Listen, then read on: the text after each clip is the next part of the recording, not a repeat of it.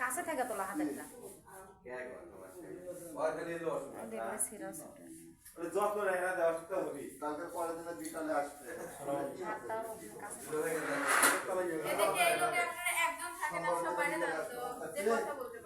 যত্ন নিলে খাওয়া কি করে মানে ওগুলো ড্রেসিং এটা দিয়ে করার নিয়ম না বুঝছে বদল চুলকানি ওটা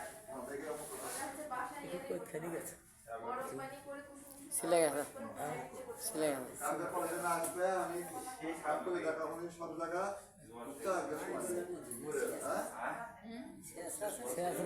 ঠ্যাং ধরেছিল মানে কুপাতে কুপাতে দুইজনে হাত ধরে ইয়ে করে দিতেছে পরে